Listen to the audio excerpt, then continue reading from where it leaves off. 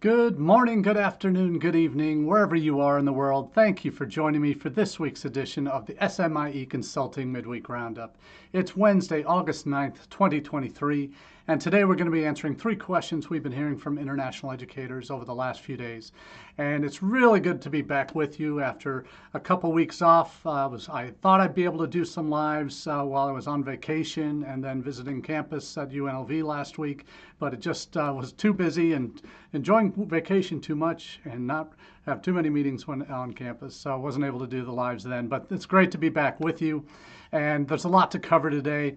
And as we do each week, we take our questions that we ask here on the Roundup from our newsletter that comes out every Monday morning at 9 a.m. Eastern.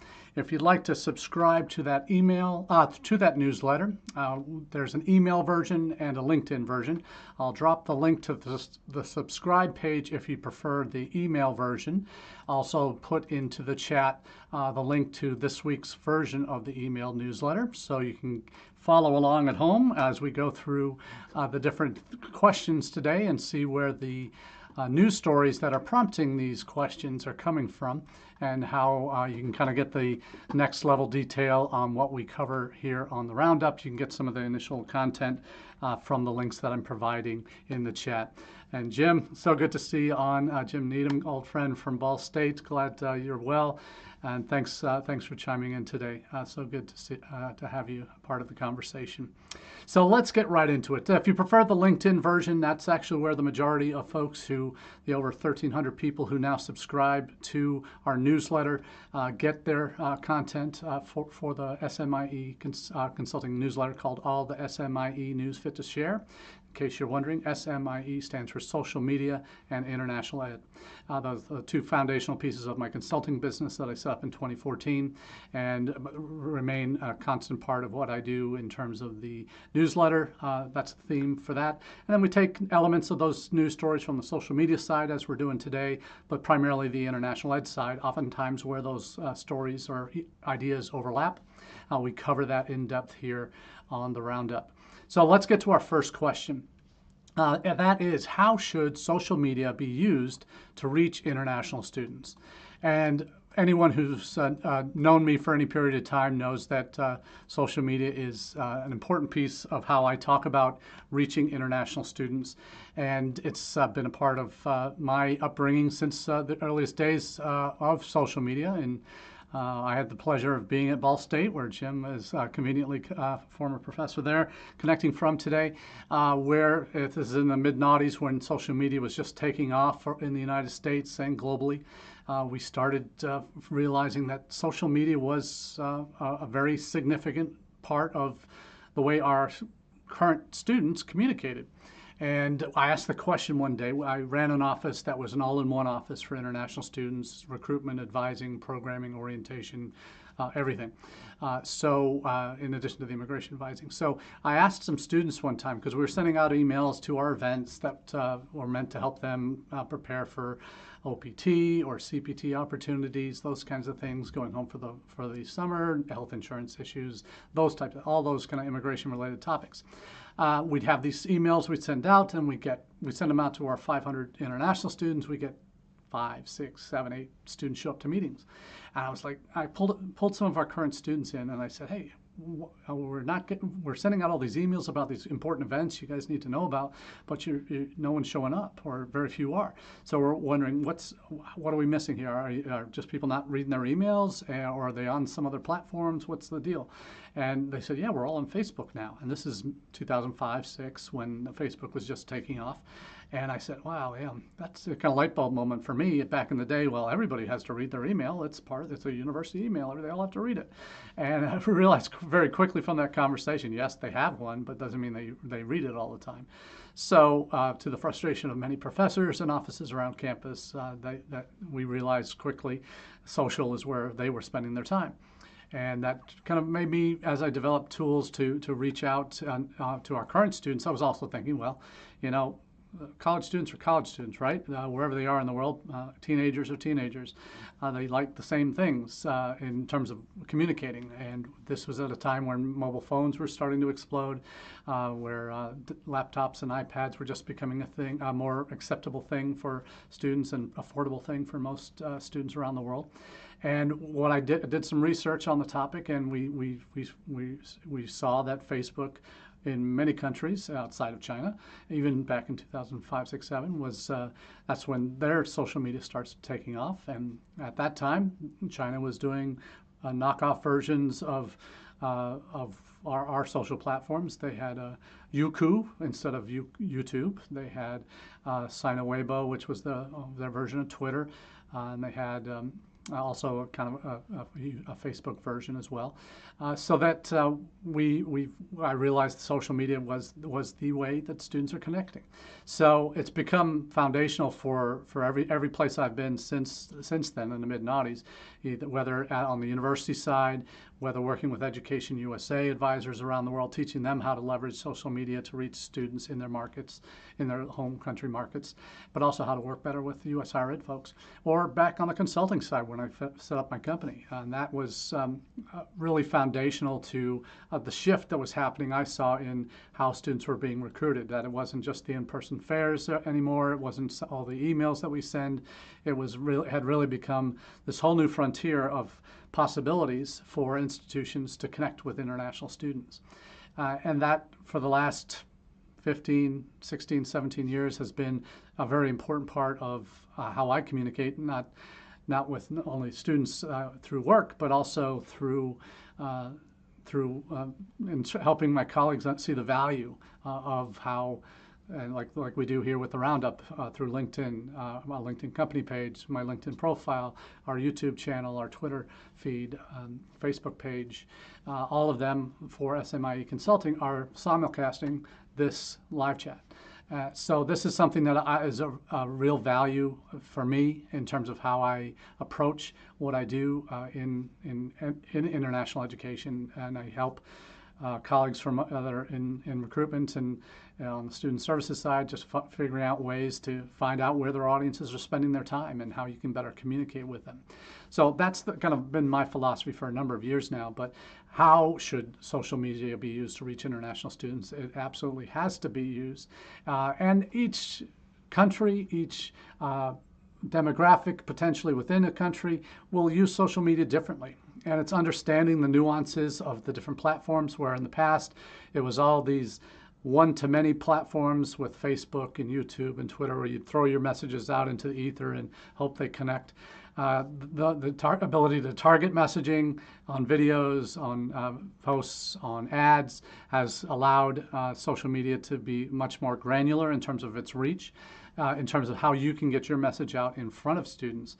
But there are also ways that we can be using it and should be using it to better connect individually with students. And it seems like a daunting task, frankly. And when students or institutions are dealing with massive pools of prospective students and trying to make their content personalized and have those one-on-one conversations, this can be really the challenge that eats up a lot of our time and our thought, and like bandwidth and costs and all of those things that come into play. But the reality is, so social media has evolved, frankly, from those just single one-to-many platforms that are out there. And we've seen in the last 5 to 10 years, we've seen the rise of messaging platforms, where it is very much one-to-one or one-to-small groups. Messaging platforms like WhatsApp, like Facebook Messenger, like Line, like TikTok, like TikTok's not necessarily a messaging platform, like WeChat in China, which is kind of an all and everything kind of a platform. But we'll talk. That's a whole other conversation, which we have touched on the last couple of months when we're talking about China. But certainly, what I've seen is that the opportunities to connect with students more on a one-on-one basis, not just the one-to-many, which ads allow you to do and allow you to get somewhat personalized, but not without having a huge budget and having a lot of ability to do different models and testing and A/Bs and all that. But there are two articles I'm sharing with you today. One from CNN that talks about a new uh, a new feature for WhatsApp, and then also for a great profile. And this is one of those few times where social media and international had really aligned together. And thanks to our colleagues at ISF Monitor for their article, that is poses a very good question. Is your TikTok good enough to get noticed by international students? I love how these two are coming together now. And point of the article on the TikTok side, and we know TikTok is this short form video platform that has over 1 billion users globally.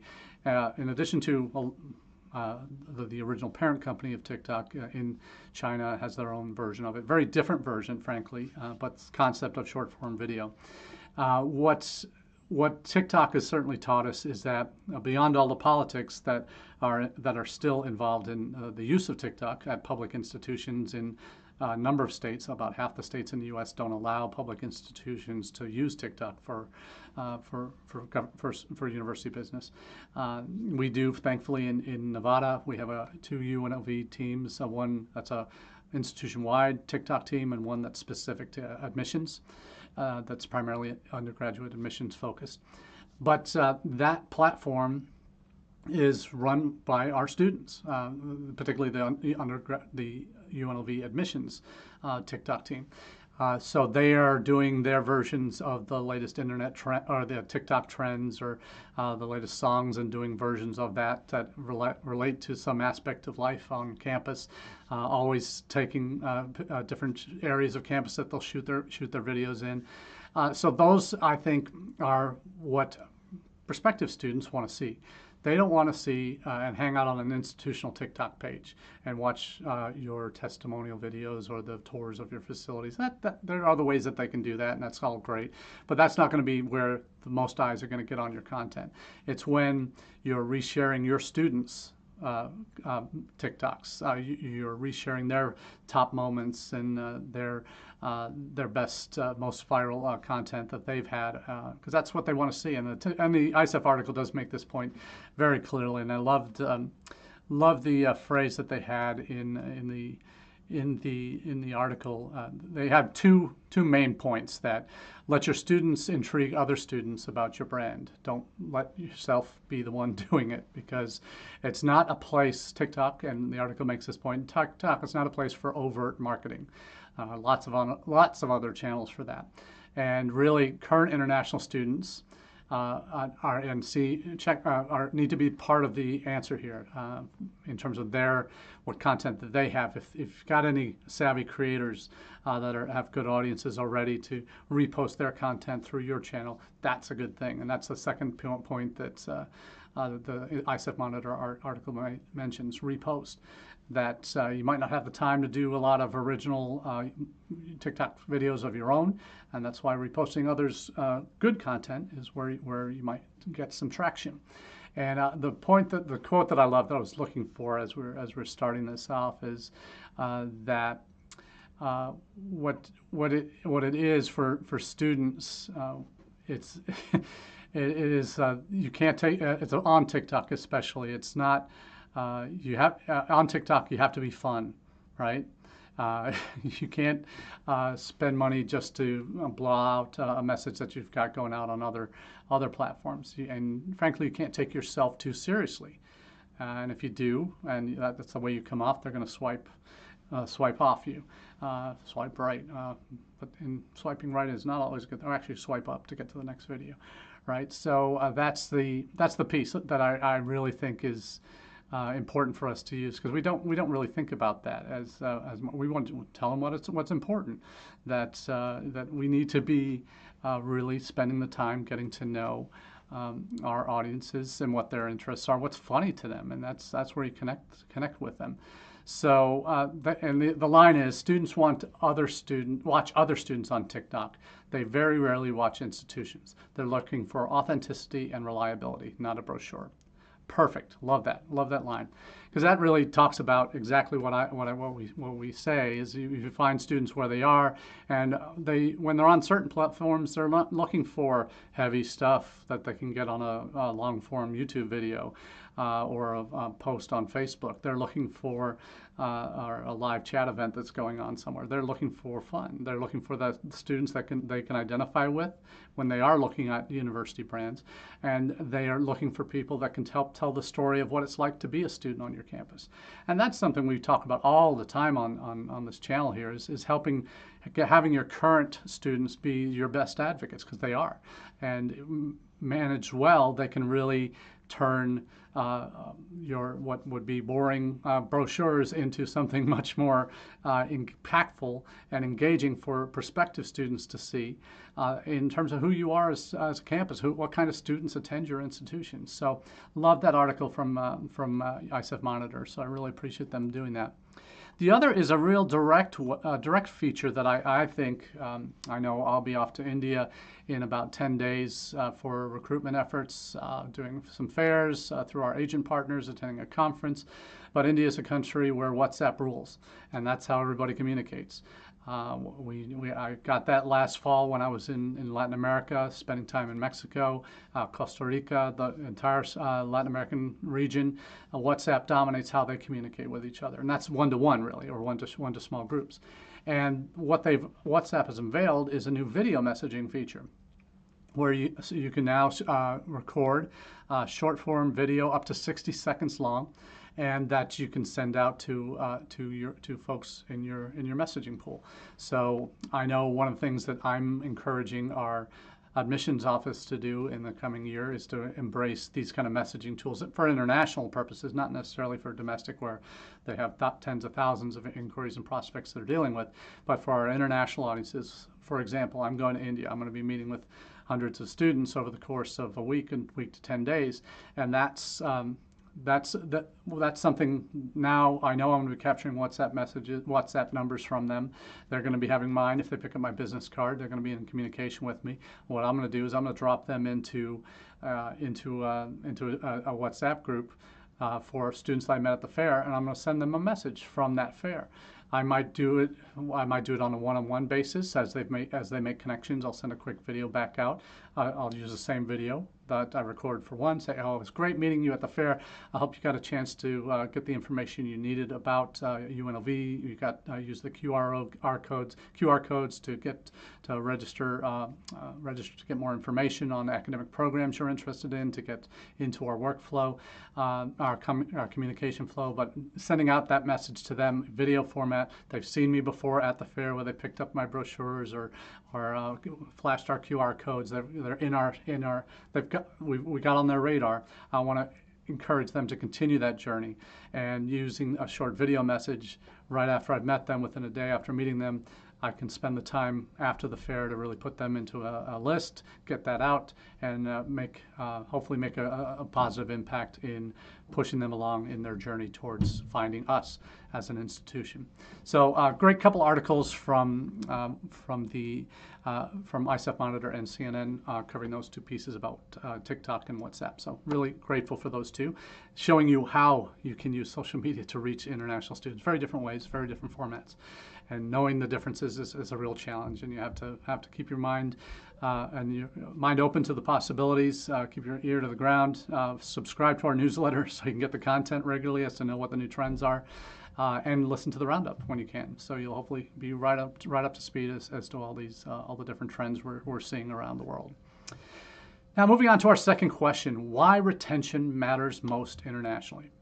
I have a very good friend who I've done some work with in the past when he's been on the institutional level as a chief enrollment officer, and he makes the claim that it's not about retention, it's about net tuition revenue. And he's in the domestic admissions world, so I see where he comes from on a lot of different things when it comes to domestic. But when it comes to international students, I can't say that I agree with that model. Certainly there are certain folks at institutions that will see net tuition revenue of those first-year students as the most important factor in everything that happens, but at an institution. But from an international educator's perspective, retention matters far more than net tuition revenue in terms of the value these students have to an institution. Because those students who pay that first year's tuition, if they don't pay the second, third, fourth year tuition, or they leave after a semester because they've had a bad experience, that the services that we talked about having they didn't see when they got to campus, then when we're not delivering on what we promised, it's very easy for that student to get disillusioned and leave or transfer out, go home, and tell their friends that, hey, don't go to this school because they don't treat you right, or they don't have what they promised. They lied to me. It could be the extreme version of that. So why retention matters for international students more, and it should matter for domestic students as well. But retention for us at UNLV, and I've talked about this before, is we're approaching it as a full life cycle approach to international students and international education at UNLV. It's from the time that they first inquire about the university to the time they become a successful alumni, and every point in between on that continuum. There are services and offices they'll interact with on campus that as they get to the university, as they're preparing to come, once they arrive, for housing, for student employment, for food services, for eventually career services, academic advising, all of these up through alumni. Those offices all have roles to play in the success or failure of that student becoming a successful alumni. Now, where we fall short as institutions is we often don't connect the dots, that it's all on the international office to figure it out and to be that office that leads students all the way through. But the reality is that office can never do it all by themselves. Yes, they have a primary responsibility as for immigration advising, but that's not, and nor should it ever be, the only thing that they do. That they should be the central point for international student success while they're on campus, as they're coming in the door, and once they enroll through that orientation program through to the time they graduate. That office has legal responsibility for those students in maintaining their status, helping them maintain their status. So there has to be a central hub. But the reality is every office on campus that interacts with international students has to be aware of their different needs and what they value, what's important to them, what they need to get them through their journey. And this is a long process, and it doesn't happen overnight. We were purposefully going about it methodically at UNLV, where we're focusing initially. We have brand building we need to do globally, and that's the first year in my full-time role that I've been doing, is building our brand around the world beyond just our hospitality program, which is what UNLV is best known for academically. It's #1 in the world. But we talk about how important it is for other places, influencers, partners around the world to know who we are and get us as an institution connected with the right partners, whether that be an educational agency, Education USA in certain regions, whether that's university partners, whether it's a network of study abroad centers we have called USAC through University Study Abroad Consortium, where we have identified locations around the globe where our students can go study abroad, where students can come from those institutions and study here.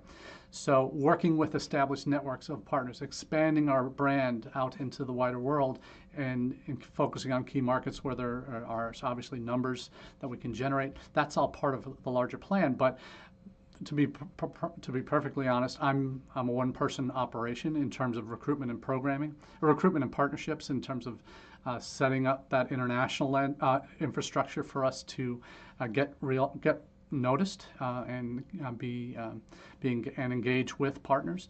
I handle the MOUs and cooperation agreements with the universities that we deal with service providers that we might bring in to help us with different elements of the recruitment process, of the student experience. That piece I have that responsibility for at the university, in addition to the brand building piece and the recruitment side. So I'm working this week. We're setting up our agent trainings for the next cycle. We have 2 dates that we'll be doing trainings next week with our agent partners that are important, and that information goes into a newsletter that we send out monthly to our university and agent partners, so that they're aware of how we're talking about ourselves in the market these days, what the process is for admissions, what the costs are, what funding is available, all of that. That's part of what we do with our agent training. And that's part of our brand building too, and making sure that our partners out there are aware of who we are, what's new, what's exciting, news and events, that kind of thing.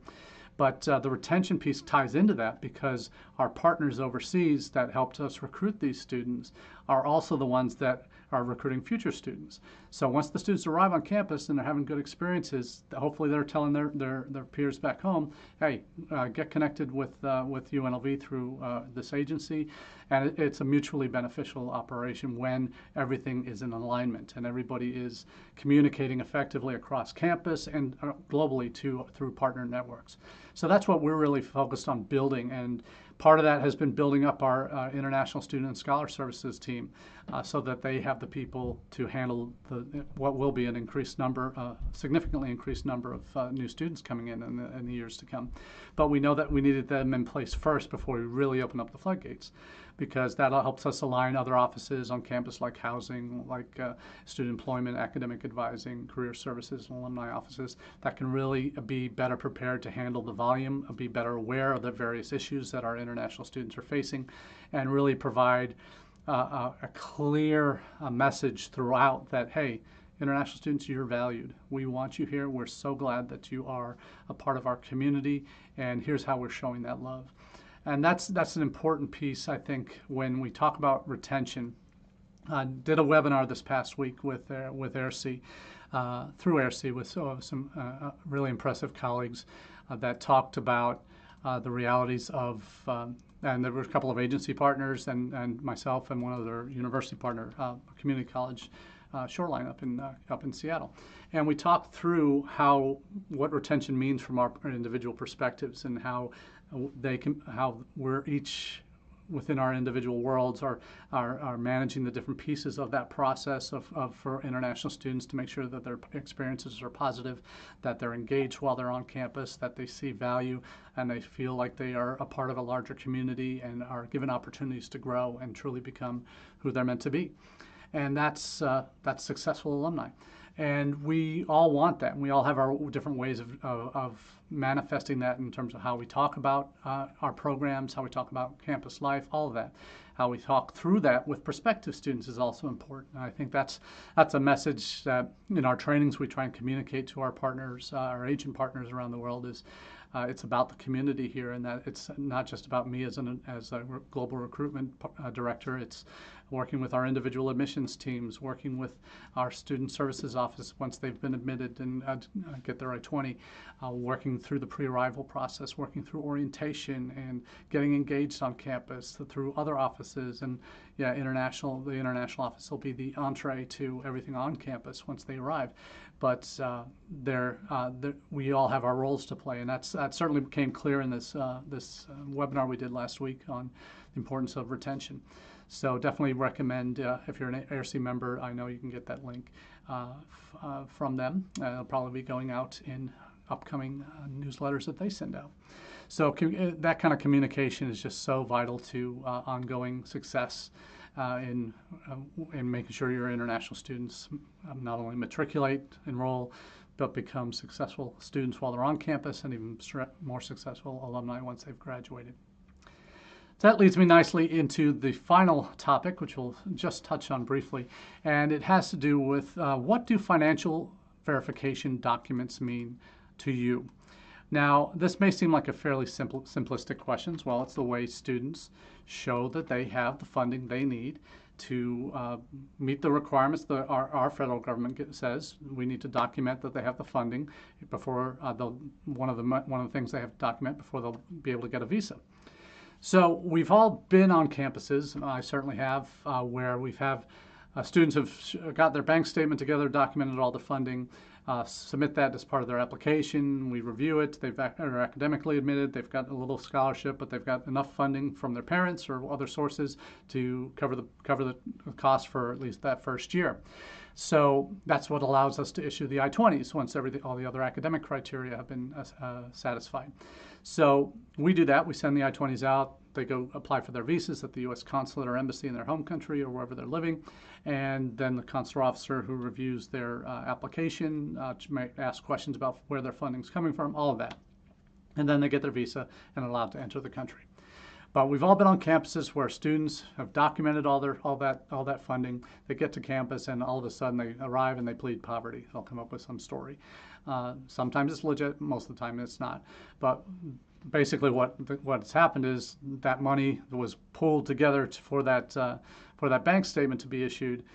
Money was in one day and gone the next. And then there are ways you can kind of get around, nip that one in the bud potentially, but that doesn't happen everywhere. What really got me going on this topic is something I saw in the Pi News this past week. They had their recent Pi Live Australia, and they had a student panel talking about coming out of COVID. During COVID, the work hour restrictions were lifted that allowed them to work more than 20 hours a week, more than 20 hours a week to help pay their bills and all of that, because there was a shortage of jobs and all of these things that were going on.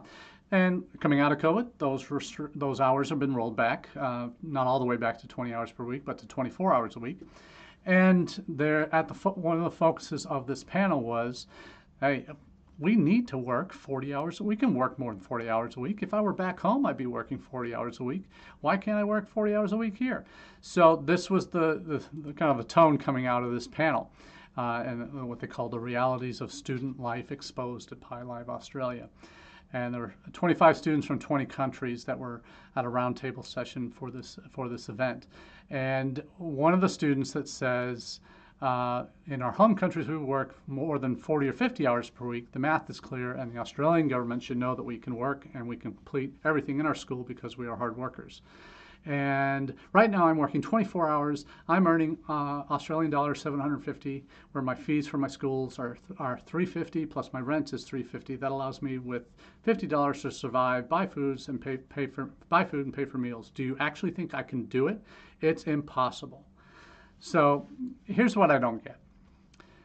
All these students, at some point, the system is a little bit different. They don't have an in-person interview for Australia. It's all paperwork.